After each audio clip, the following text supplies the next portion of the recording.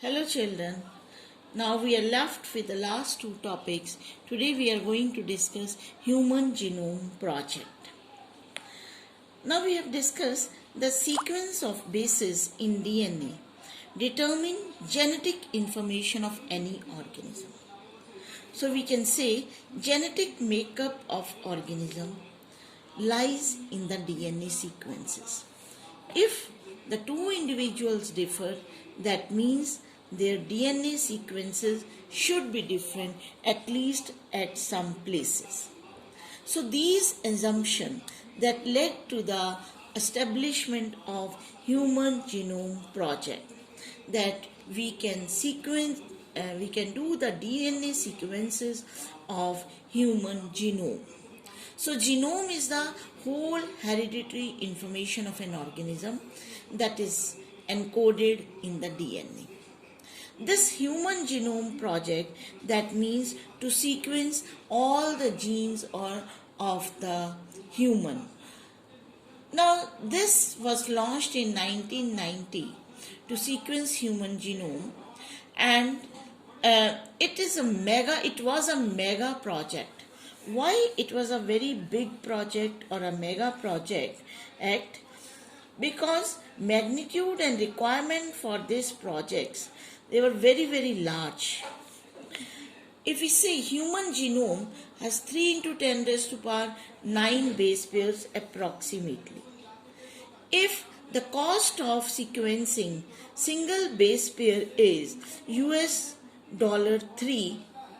so $3 per base pair, then the estimated cost for this project is, तो कितनी इसकी cost बन जाती है $9 billion.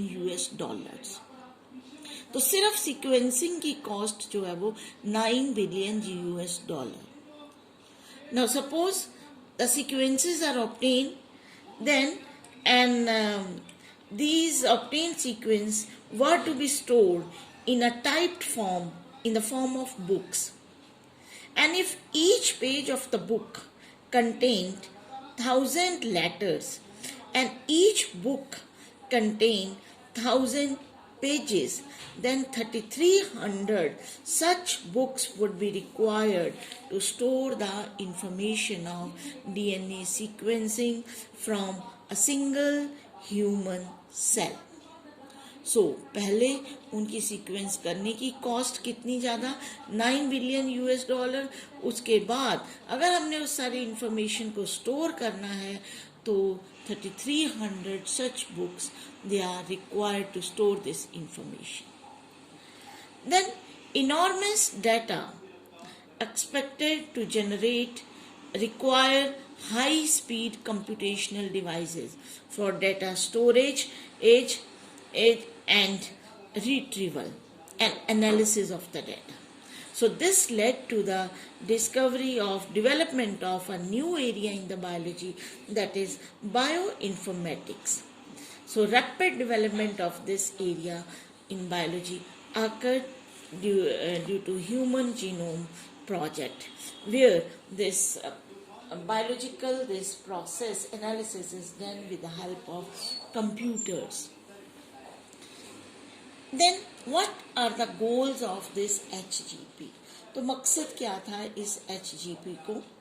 To identify all approximately 20,000 to 25,000 genes in the human DNA. सारे के सारे genes हमें पता चल जाए.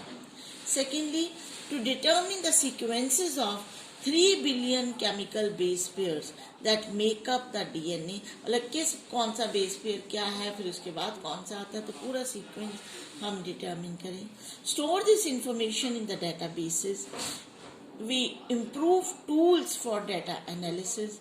Transfer this related technologies to other sectors, industries. Then address the ethical, legal, social issues that may arise from the project. So because इसकी cost बहुत ज़्यादा है, so that is a mega project, और इसका टाइम बहुत ज़्यादा 13-year project. It was completed by 2003, coordinated by US Department of Energy and National Institute of Health and Wellcome Trust, UK.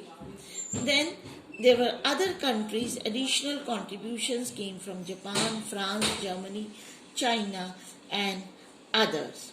So 13 year जो है वो project है and many countries that participated in this project. What is the significance of this project? This gave knowledge about the effect of DNA variation among the individuals, कि जितनी variation है तो उनके क्या क्या effect है. This study of variation can be used to diagnose, treat and prevent many human disorders. Then learning DNA sequence of non-human organisms also. So to know their natural capabilities and to solve challenges in healthcare, agriculture, energy production and environmental remediation. DNA of many non-human models, they were also sequenced, bacteria, yeast, rice, etc. There are two main ways of DNA sequences. DNA sequence का मतलब कि सारे के सारे DNA को क्या के base pairs का पता लगाना. तो टू मेन जो है methods, one is expressed sequence tags, means to identify only those genes which are expressed. जैसे हमने पढ़ा था उसमें कि एक्सॉन्स होते हैं, इंट्रॉन्स होते हैं, इंट्रॉन तो एक्सॉन्स एक्सप्रेस होते हैं, इंट्रॉन्स रिमूव हो जाते हैं. तो सिर्फ हमने वही जीन्स को आइडेंटिफाई करना जो एक्सप्रेस होते हैं, फालतू के नहीं, जो नहीं जिनका काम तो उनको नहीं करना. That is expressed sequence tags. Second is sequence annotation. Sequencing whole set of genome, हम एक सिरे से चलते हैं, पूरा सीक्वेंस करते हैं जीनोम को, वेदर दे आर कोडिंग और non coding sequences. Later on, different regions they were assigned in sequence obtained based on their function. कि कौन सा किसका functional है या नहीं. That is a sequence annotation. पूरा हम जो है वो sequence करेंगे. Now, common method employed to sequence DNA, identifying expressed genes. सिर्फ हम expressed gene को identify करें, which require DNA फ्रेगमेंटेशन. तो हम ये वाला मेथड ज़्यादा तौर पे अपनाते हैं.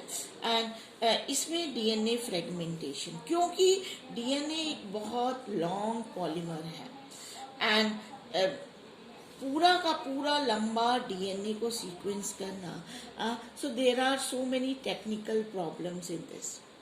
सो that is why DNA is broken into short fragments. Sequencing DNA, जब भी हम सीक्वेंस करते हैं DNA, it require host and vector. Host जो है हम लेते हैं bacteria and yeast, cloning DNA sequence which help in amplification of each DNA fragment. Vector जो हम लेते हैं bacterial artificial chromosome and yeast artificial chromosome. तो उनको हम एज अ वेक्टर यूज करते हैं, introducing DNA fragment into the host for cloning. यानी कि DNA फ्रेगमेंट को होस्ट के अंदर जो डालता है उसको हम कहते हैं वेक्टर, उसको लेके जाने वाला. ठीक है, सो दैट इज अ वेक्टर. तो वेक्टर चाहिए, होस्ट चाहिए क्लोनिंग के लिए. स्टेप्स विच आर इन्वॉल्व, तो सबसे पहले हम isolation of the total DNA from the cell, then fragmentation of the DNA into small sizes, cloning these fragments in the host. उन फ्रेगमेंट्स को हम होस्ट में डाल देते हैं with the help of vector.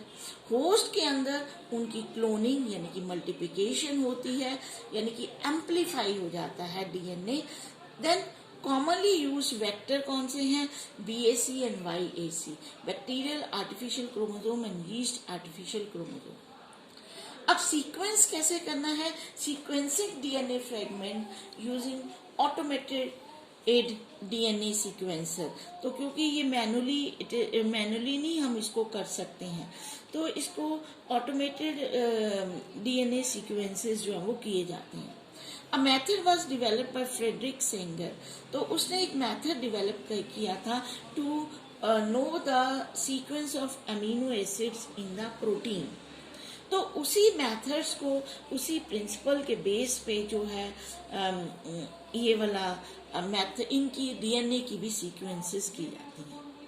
So annotation and arrangement of DNA sequences based on overlapping regions, which is generated for sequencing. Alignment of DNA sequence through computer-based programs, and then annotation and assigning sequencing to each chromosome. तो हर chromosome का हम sequence जो है वो एक एक करके study करते हैं। तो इन दिस वे कि पहले डीएनए को सेल्स निकाला, सेल में से क्रोमोसोम न्यूक्लियस के अंदर क्रोमोसोम, और क्रोमोसोम से हमने ये जो वो डीएनए निकाला। फिर डीएनए को फिर हम एम्पलीफाई करके बैक्टीरिया के अंदर क्लोनिंग करके then sequencing is done with the help of computational devices. What are the salient features of human genome? तो इसका रिजल्ट क्या था, फिर उसके बाद क्या ऑब्जर्वेशंस क्या आई इसकी। तो ये 13 साल का जो प्रोजेक्ट था, इसके बीच में रिजल्ट क्या निकला। तो मेन हमें पता चला कि human genome contain 3164.7 million nucleotide bases, almost same जो अभी तक हमने अप्रॉक्सीमेटली किया था कि 3 × 10⁹ इन बेस पेयर्स। तो ऑलमोस्ट उतने 3164.7, अब हम exact number, million nucleotide bases. फिर एवरेज जीन जो है that consist of 3000 and bases. एक एवरेज जीन का size 3000 basis, but size very greatly. कुछ बहुत बड़े बड़े जीन हैं, जैसे एक ह्यूमन जीन लार्जेस्ट जो है वो है डायस्ट्रोफिन, उसमें 2.4 मिलियन बेसिस का एक ही जीन है, 2.4 मिलियन बेसिस का। और कुछ जो है वो बहुत छोटे भी होते हैं। तो ये एवरेज जो साइज है दैट इज अबाउट 3000 बेसिस का एक जीन बनता है।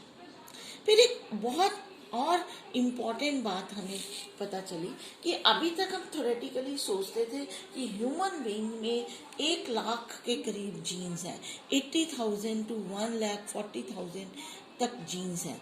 But now what is the actual number that is much lower than this previous estimate. It is just about 30,000. तो 30,000 genes हैं humans में, that is much lower than the earlier estimates. और इन gene में about all 99.9% nucleotide bases are exactly the same in all person. तो सभी person में 99.9% same है, सिर्फ 0.1% का डिफरेंस है। उसी की वजह से हमारे अंदर वेरिएशंस है कि no in 2 individuals are identical. और अभी तक functions are unknown for over 50% of discovered gene. 50% genes का function अभी तक भी हमें नहीं पता है। Less than 2% of genome code for the protein. बाकी सारा नहीं कोड करता, सिर्फ less than 2% हमारे काम का genome that code for the protein. Repeated sequences make up very large portion of the human genome. तो ज़्यादातर ह्यूमन जीनोम जो है वो बार बार रिपीटेड सीक्वेंसेस से बना होता है। मान लो कि कोई भी रिपीटेड ATCG इस तरह से रिपीट हो रहे होते हैं sequences. Repeated sequences, they are the stretches of DNA sequences is that are repeated many times, sometimes 100 to 1000 times. जैसे मैंने आपको बताया कुछ भी रिपीट हो रहा है ATCG तो 100 to 1000 times. They are thought to have no direct coding functions. Then एक और चीज हमें पता चली कि chromosome number 1 that has the most gene, सबसे ज्यादा जीन्स जो है क्रोमोसोम नंबर 1 में 2968, और सबसे कम जो है फ्यूएस्ट जीन्स है वो क्रोमोसोम Y में, दैट इज 231। अभी भी हमने जो जितने फर्स्ट चैप्टर में डिसऑर्डर्स किए थे, सेक्स लिंक डिसऑर्डर, तो मोस्टली हमने किए थे they are present on the X chromosome. तो Y क्रोमोसोम में बहुत कम जीन्स होते हैं, 231। Scientists have identified about 1.4 million locations where single base difference occur. SNPs कहते हैं single nucleotide polymorphism. 1.4 million location ऐसी है जिसमें एक बेस पेयर का फर्क है, बाकी सब कुछ सेम है। So this information that is very important and to find the different disease associated sequences and tracing human and history. Then applications क्या है इस प्रोजेक्ट की and future challenges क्या है? Knowledge of human genome sequences and researches that will lead us to understand biological systems in coming decades. तो हम next decades में एक बेटर वे में बायोलॉजिकल सिस्टम को स्टडी कर सकते हैं जब हमें पूरा सीक्वेंस ऑफ जीन्स पता है। सो एक new approach to biological research is there. Then we can approach different questions systematically and on a much broader scale. And we can study the functioning of different genes in a proper way.